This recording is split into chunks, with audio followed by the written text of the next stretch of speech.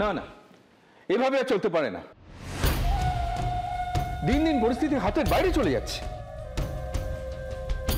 সত্যি আজ যা হলো, চৌধুরী বাড়িতে কখনো এরকম ঘটনা ঘটবে এটা আমরা স্বপ্নেও ভাবতে পারিনি। না ভাবতে পারলেও তো সেটা ঘটছে চোখের সামনে কাকুমণি, কি করে আটকাবে এসব তুমি?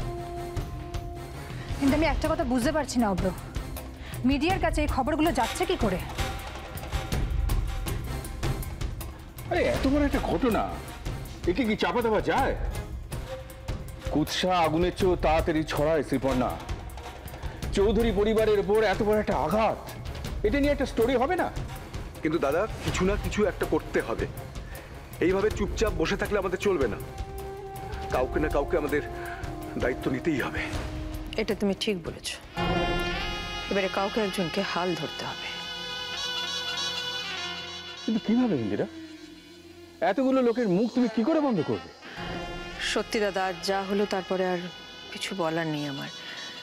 এই ঘটনা প্রমাণ করে দিয়েছে যে সব দোষ আমার। কাজেই আজ আমি আপনাদের সবার কাছে ক্ষমা চাইছি। এই এক কথা বারবার বলে কি লাভ ছোট বৌদি? এটা মুখের কথা নয় শ্রীপর্ণা। আমি আজ নিজের কাজ দিয়ে নিজে প্রায়শ্চিত্ত করব। আমি আমার ভুল শুধরে নেব আজ।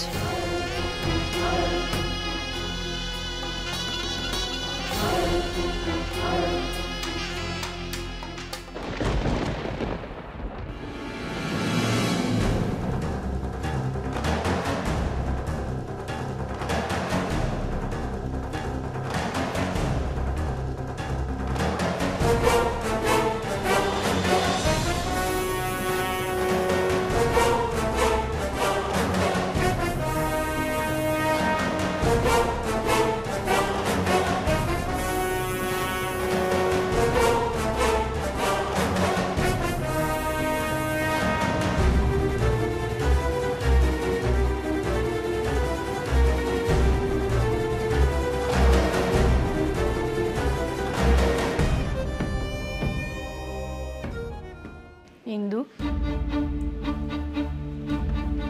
তোমার মনের অবস্থা আমি কিছুটা আন্দাজ করতে পারছি। তবু মা হিসেবে আমি তোমায় একটা কথা বলতে চাই। আপনি কি বুঝতে পারছেন মা আমি কি করতে চাই? আমি আন্দাজ তো কিছুটা করতে পারছি, সেই জন্যই বলছি। এটার কি এখনই এটা করার কোনো দরকার আছে?